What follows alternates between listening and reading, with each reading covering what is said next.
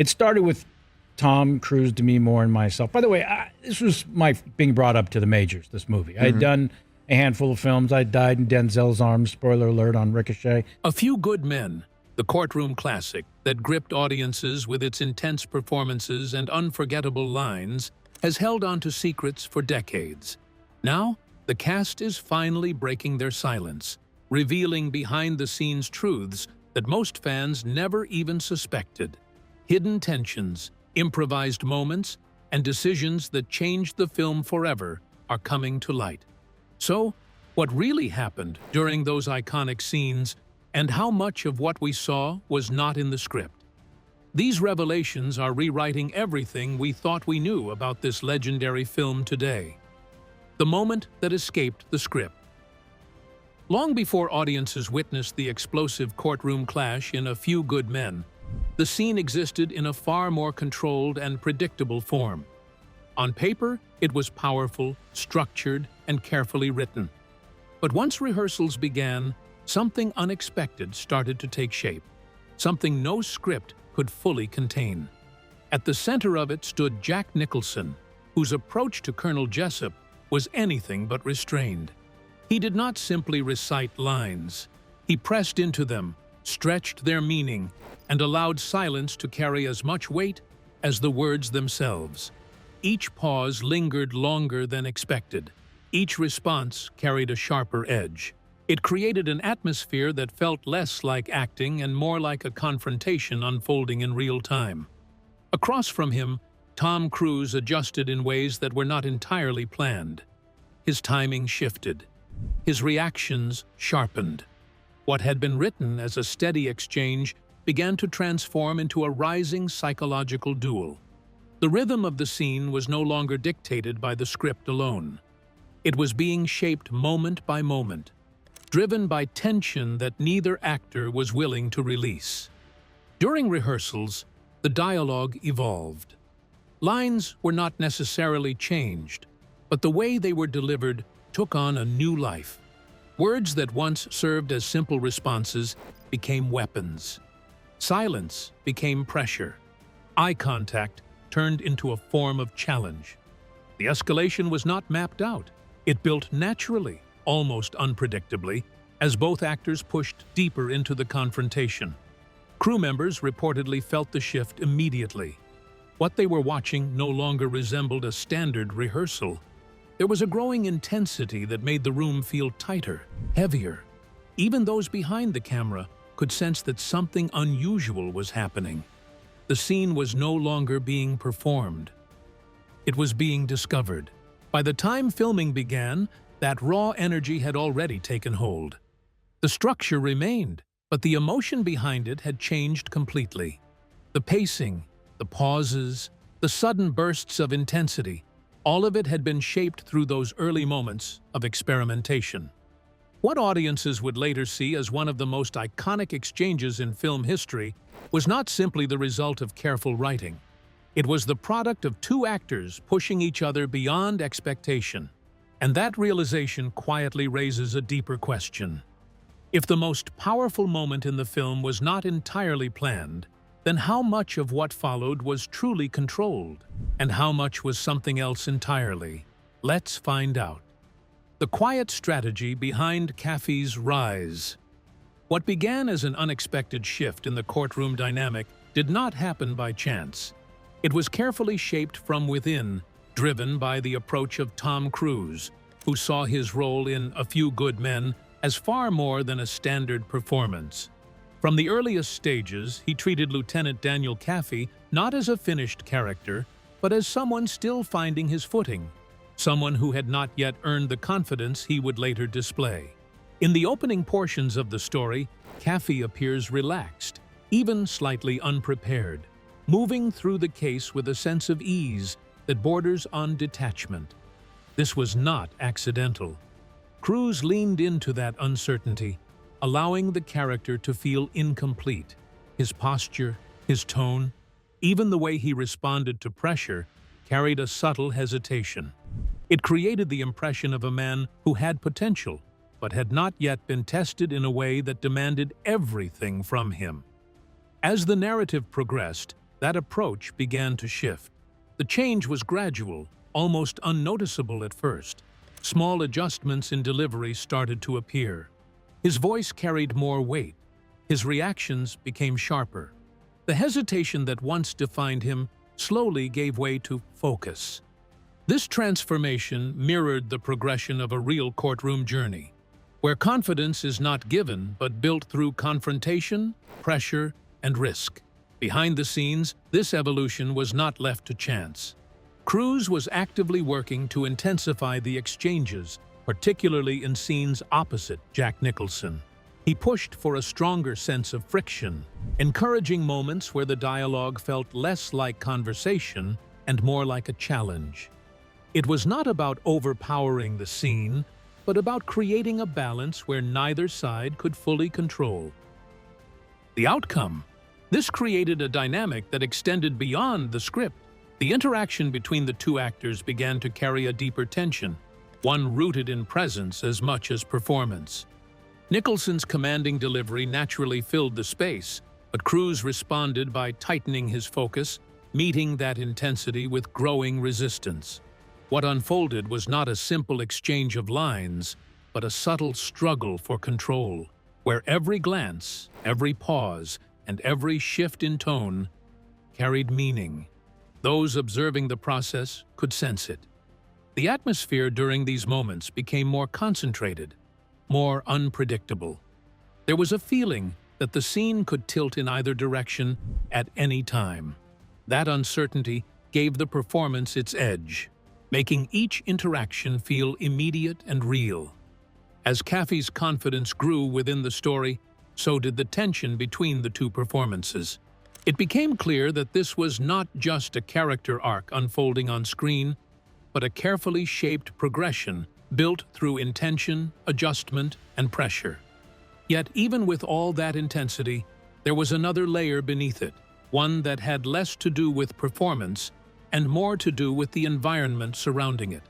As Caffey's confidence sharpened, the tension intensified, revealing a performance shaped by pressure, precision, and control.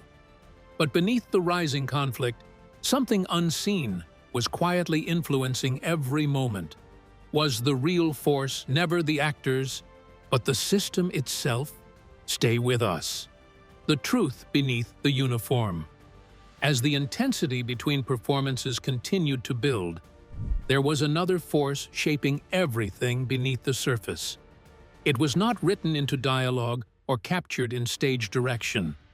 Yet it influenced every reaction, every decision, and every moment of tension within A Few Good Men. The story itself was rooted in something far more real than many viewers realized, and that reality carried a weight the film could only partially reveal. At the center of this was the concept known as a code red. Within the film, it is presented as an unofficial disciplinary action, a form of punishment carried out without formal approval. While the term itself gained widespread recognition through the movie, it was not entirely fictional. Its origins were tied to real discussions surrounding military culture, particularly the pressures of discipline, hierarchy, and obedience within structured environments like the United States Marine Corps. However, what appeared on screen was a controlled version of that reality. The filmmakers worked closely with legal advisors to ensure that the story remained grounded and believable. Details were carefully shaped to reflect authenticity without crossing into areas that could misrepresent or overstate actual military practices. This balance created a version of events that felt real, but was still filtered through the lens of storytelling. Behind that careful balance was a more complicated truth. The real-world conversations that inspired the narrative were often more uncomfortable than the film allowed itself to fully explore. The idea of unofficial punishment, of pressure being applied behind closed doors, carried implications that extended beyond a single case. It raised questions about authority, accountability, and the limits of obedience within a system built on strict order. Members of the cast would later acknowledge this underlying tension. As they immersed themselves in the material, it became clear that the story was not simply about a courtroom battle. It was about a system that could shape behavior in ways that were difficult to confront directly. The discomfort was not just part of the narrative, it became part of the performance itself.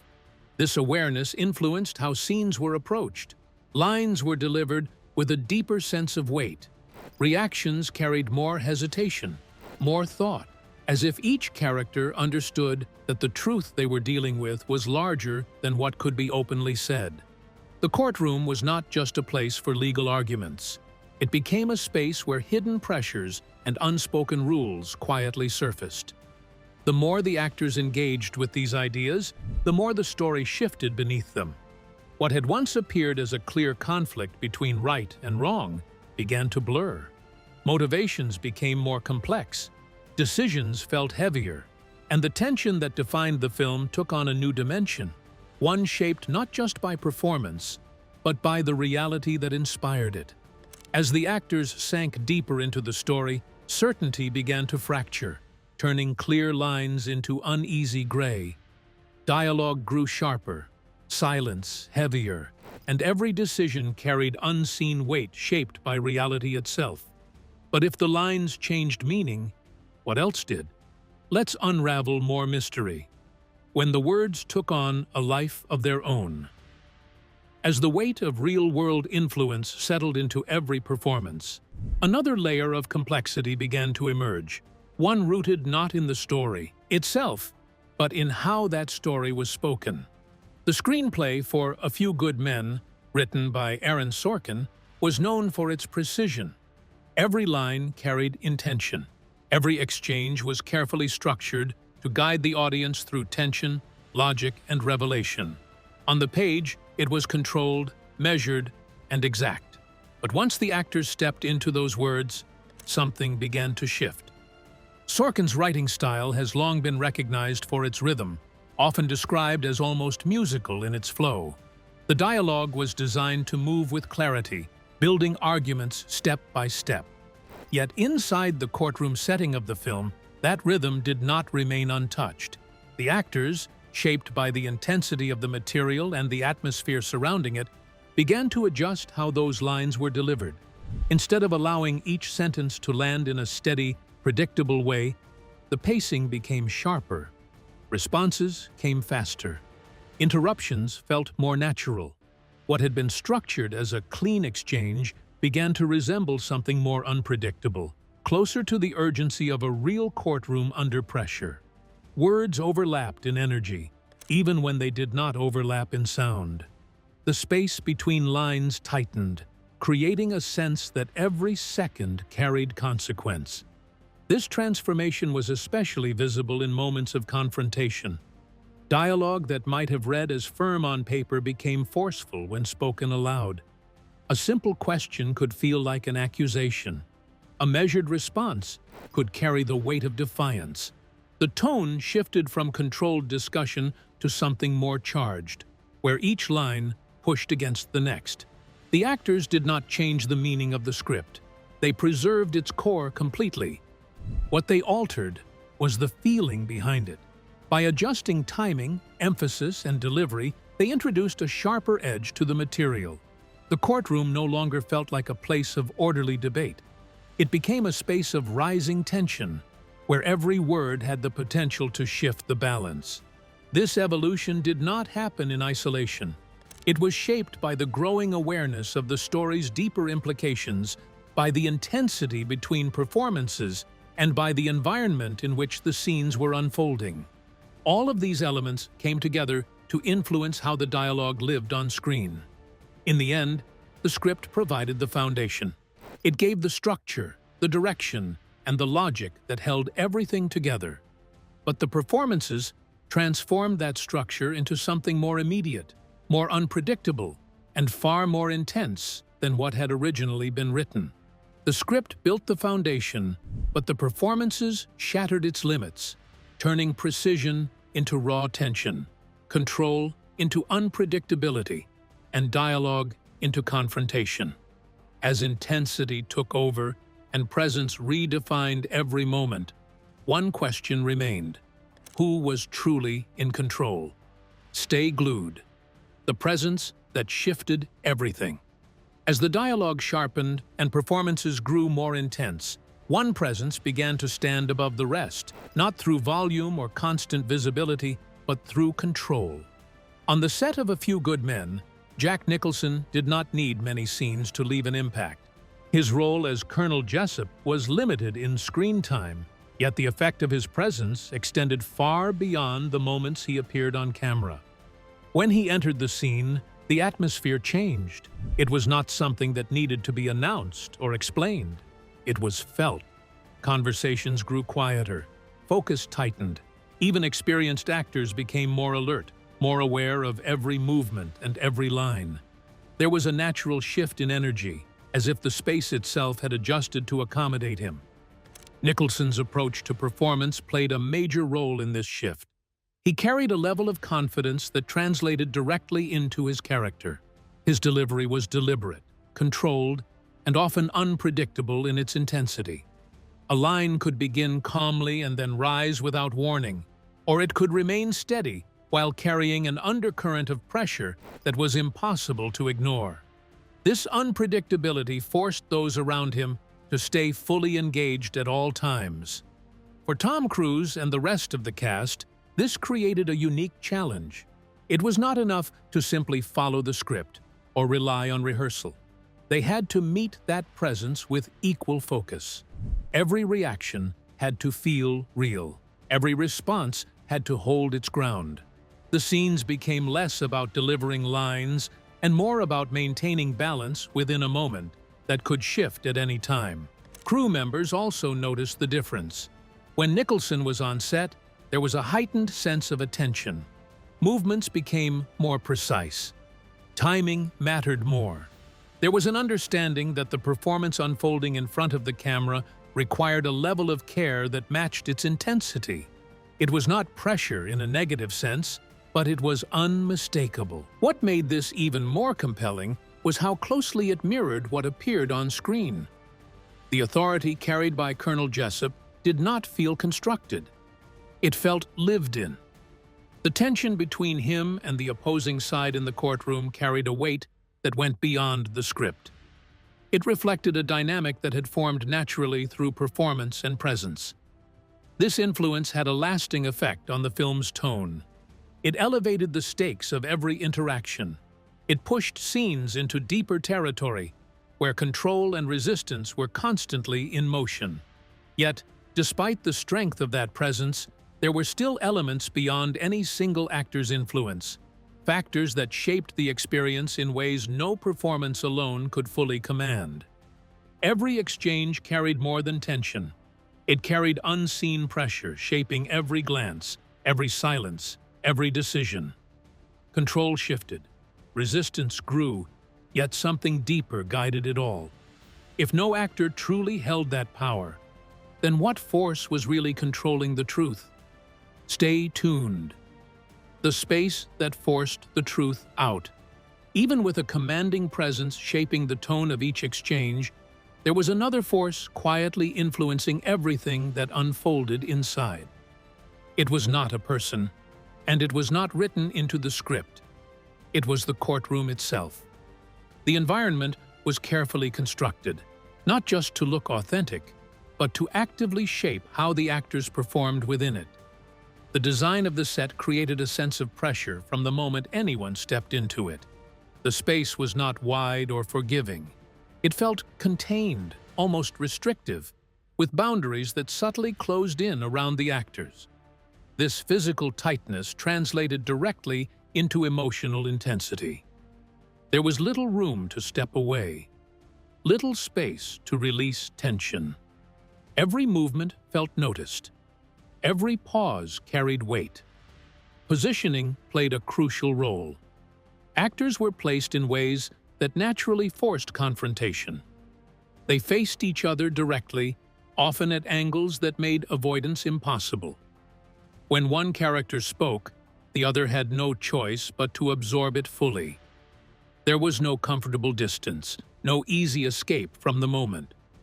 The layout ensured that every exchange felt immediate and personal. Camera placement added another layer to this experience. The angles were chosen to capture direct eye contact, holding characters in close view during critical moments. This forced a level of connection that could not be softened or hidden. When Tom Cruise stood across from Jack Nicholson, the camera did not allow either of them to retreat into subtlety. Their expressions, their reactions, even the smallest shifts in emotion were brought forward and made unavoidable. This combination of space, positioning, and camera work created an atmosphere that felt less like a staged performance and more like a real confrontation. The courtroom became more than a setting.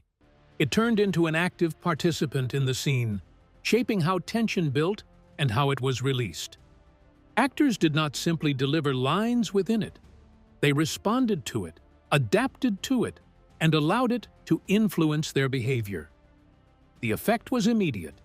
Scenes carried a sense of realism that extended beyond dialogue. The pressure of the environment pushed performances into a more instinctive place. Reactions became sharper. Silence became heavier. Even stillness held meaning. It was no longer just about what was being said, but how it was being experienced in that confined space. This design choice deepened the intensity already present in the performances. It amplified the struggle for control, the weight of each decision, and the emotional stakes of every exchange. The courtroom did not just hold the story. It shaped it, quietly guiding the energy of each moment in ways that could not be easily seen, but could certainly be felt. Hidden within the courtroom itself, every movement, glance, and silence was being controlled by something unseen. The tension felt real because it was being shaped in real time. But if the space dictated everything, who was truly in control? Let's find out the truth. The voice that held the line. As the pressure of the courtroom environment continued to shape every exchange, another presence quietly guided the direction of the story, not through dominance or force, but through balance. Within A Few Good Men, Demi Moore carried a role that did not rely on volume or confrontation, yet proved essential in holding the entire narrative together. Her character stood at a critical intersection between law, ethics, and military structure. While others pushed forward with intensity, challenge, and resistance, she operated from a place of clarity. She understood the system they were navigating, but she also recognized its limits. This dual awareness allowed her to move between worlds, interpreting both the rigid discipline of military life and the moral questions that began to surface as the case unfolded. It gave her a perspective that was neither fully inside nor completely outside the system, but somewhere in between, where understanding could take shape. This position gave her a unique function within the story. She did not simply participate in the investigation. She shaped how it was understood. When uncertainty began to cloud judgment, her presence brought focus.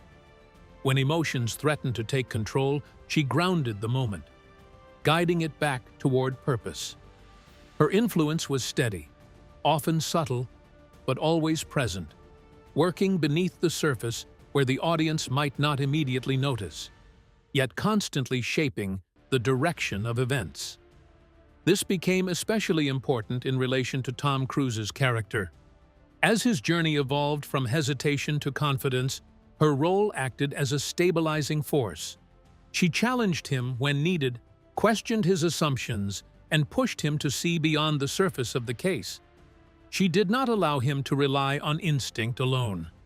Instead, she encouraged reflection, forcing him to confront not just the facts, but the meaning behind them. Without that influence, his transformation could have felt incomplete. Instead, it developed with a sense of direction, shaped by both pressure and guidance. Behind the scenes, this balance extended into the overall tone of the film. While other performances leaned into intensity and confrontation, her approach maintained a connection to realism. She ensured that the story did not lose its grounding in human experience. The courtroom was filled with tension, but it was also a place where decisions carried real consequences. Her presence reminded the audience of that reality, anchoring the narrative in something relatable and human. Without this element, the narrative risked becoming something narrower. The conflict could have remained purely a battle of dominance, a series of confrontations driven by power and resistance. Instead, her role introduced depth. It brought attention to the ethical weight behind every action and every choice, reminding both the characters and the audience that the case was not just about proving a point, but about understanding responsibility. The effect was not immediate or obvious. It unfolded gradually, shaping the story from within. As the tension continued to rise and the stakes grew higher, that quiet influence remained, holding the narrative in place while everything else seemed to push against its limits, ensuring that beneath the conflict, something more meaningful continued to take form. What if the most powerful force in the story was never loud, never seen, yet quietly controlled every turning point as tension escalated and pressure closed in?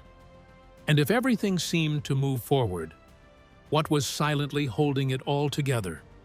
Keep watching. The verdict that meant something else. As the quiet balance within the courtroom continued to hold the story together, the focus slowly began to shift away from what many expected the film to deliver. In A Few Good Men, the tension builds toward a verdict, a final decision that seems, at first glance, to represent the ultimate goal. Yet, as that moment approaches, it becomes clear that the outcome was never designed to offer a simple sense of victory. The decision reached in the courtroom is not clean or straightforward. It does not provide the kind of resolution that neatly separates right from wrong. Instead, it carries a sense of complexity, leaving space for reflection rather than celebration. The case itself may come to a legal conclusion, but the emotional and ethical weight of what has unfolded remains unsettled. This is where the story begins to move in a different direction. The focus shifts away from the idea of winning and towards something deeper. It becomes less about who succeeded in court and more about what was truly understood.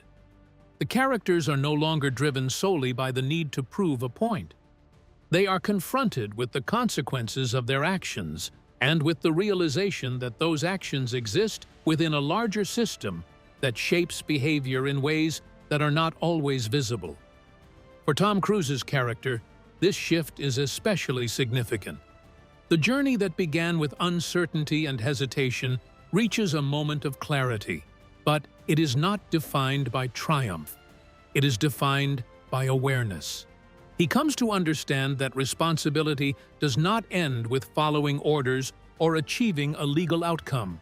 It extends further into the choices made along the way and the impact those choices have on others. This idea is brought into sharp focus in the final interaction between the soldiers at the center of the case. Their exchange does not rely on dramatic confrontation. Instead, it carries a quieter, more personal weight.